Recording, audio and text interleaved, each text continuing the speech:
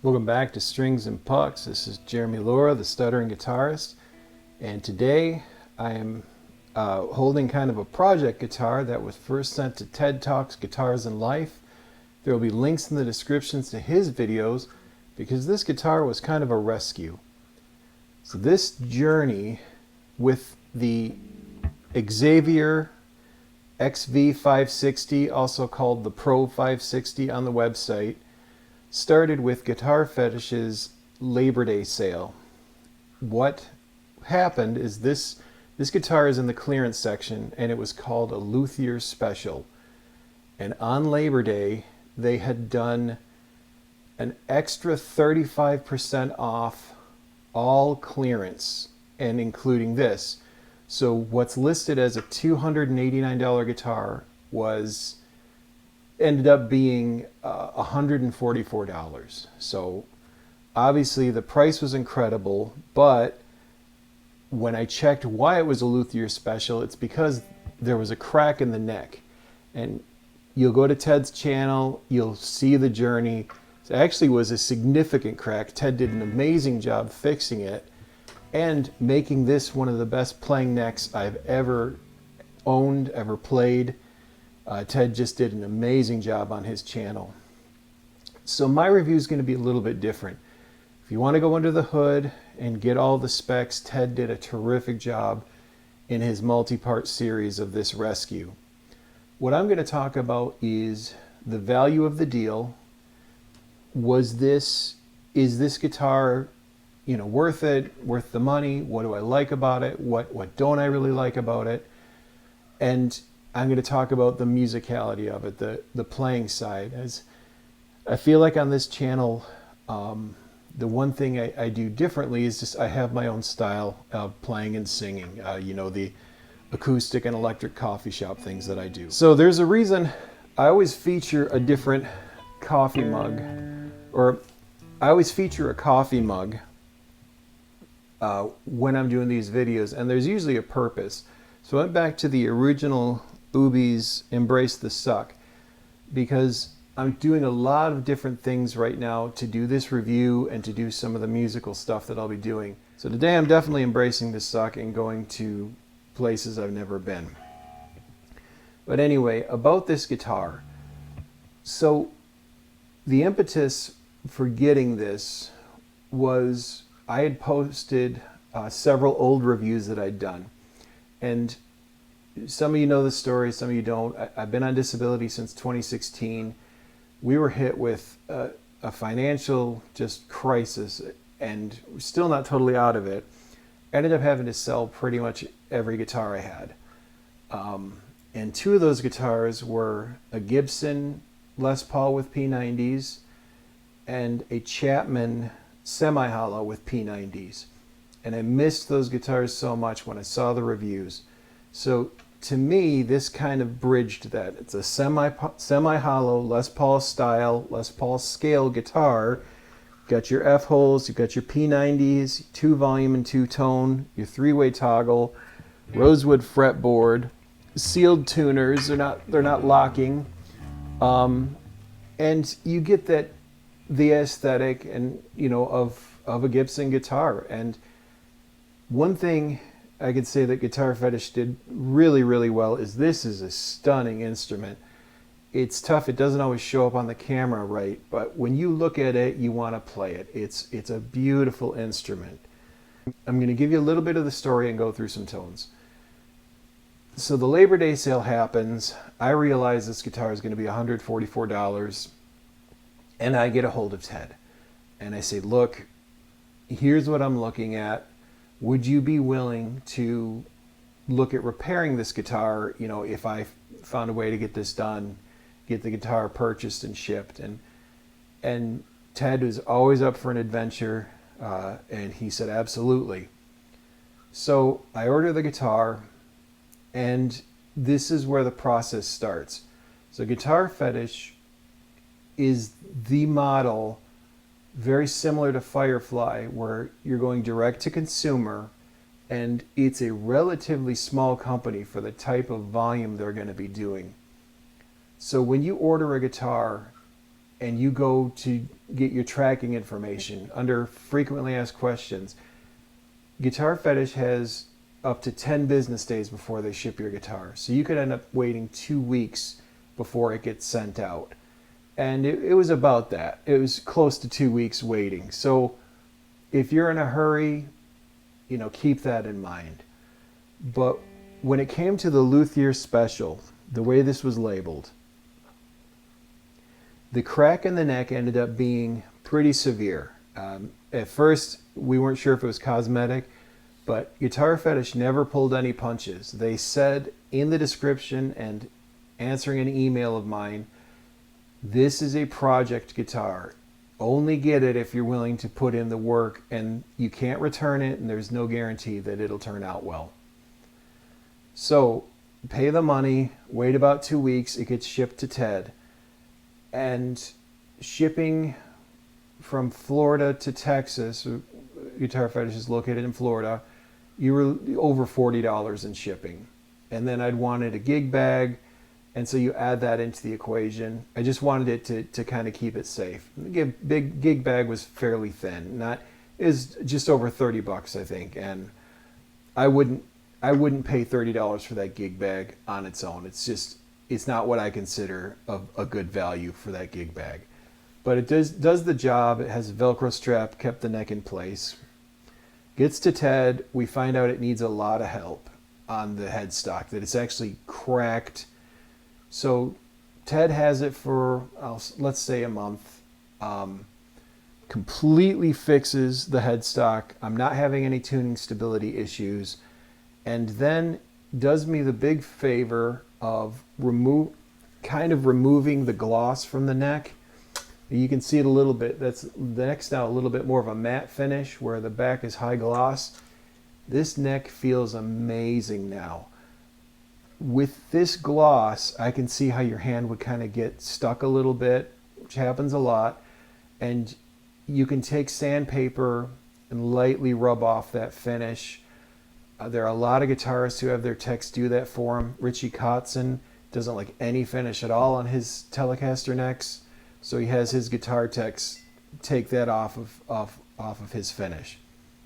So what Ted did to this neck makes it impossible for me to do a review of if you bought this direct from the company, because this neck makes the playing experience so much better. To the point where I think if Ted wanted to, he could do just neck work for the rest of his life and never run out of work. He's the kind of guy you would take on tour. You just want your guitars to feel perfect. It just feels incredible. But the guitar itself, and Ted had pointed this out, three-way switch does not feel good. It's bumpy. I don't know if that's going to be the same on a regular model with a full warranty or a luthier special. It's very tempting to switch this out immediately. The pots, very high friction, very slow moving. Some people like that. I don't. I prefer pots to move a little more smoothly. So to me, those electronics I would upgrade those if I were going to be gigging with this. That would really get to me, and this switch feels like it's not going to hold on for forever. Other than that, the hardware is very solid. These bridge pieces, it looks like they're brass, and the strings can get hung up on them and dampened. So again, luthier special, I may end up trying to polish these or using some sandpaper and just cleaning out that groove a little bit, because the strings will actually get hung up in there a little bit. So again, keep in mind, I'm not really thrilled with the feel of the switch and the pots. They do the job, absolutely. And the saddles, I'm very concerned I'm going to have string breakage at the saddle with the way those hang up. So get that out of the way. The P90s, the reason I got this guitar. So here's the neck. The neck is full, it's incredible. I actually have to dial it back a little bit sometimes because there's so much bass. So I'll just pull that back a little bit.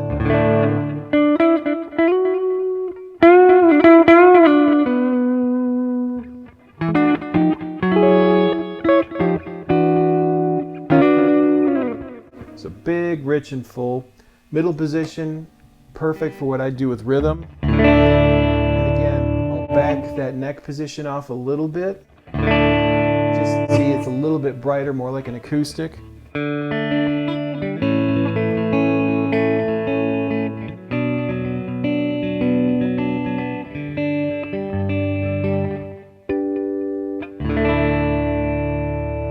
Really nice middle position.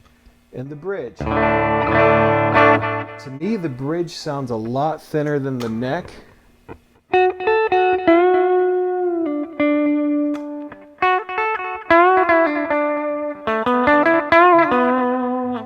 I checked the output on these, they're both around 8, but what I honestly wonder is if the neck pickup is supposed to be in the bridge, because there's so much more low end in it and it's so much darker. So I may try switching these, which is really easy because it's got the quick connect. So, but getting down to it, I love the neck and I love the middle, but to me the bridge feels a little thin. So I'm going to throw a little dirt on here, courtesy of the OCD Germanium Clone. That was by Johnny 3-Bar.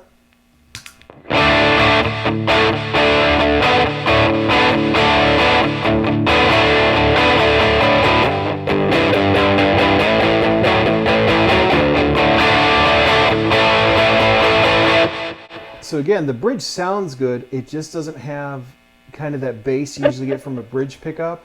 You can hear a little bit of the hum. So middle position with some dirt.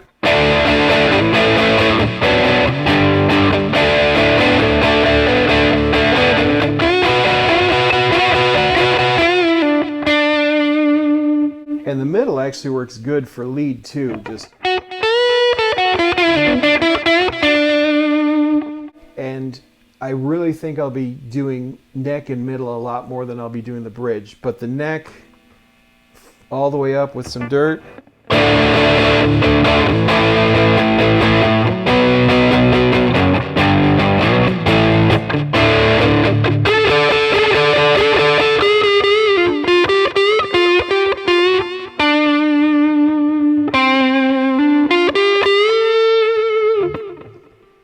And that neck is every bit of what I would want if I was able to do slash leads. You could use that very, very well for the opening of Sweet Child of Mine. And it's just so hot. It's got so much to it, but I think it's a little mismatched. So again, I may try swapping these or just getting a differently voiced bridge pickup. But regardless, neck and the middle are my absolute favorite positions on this.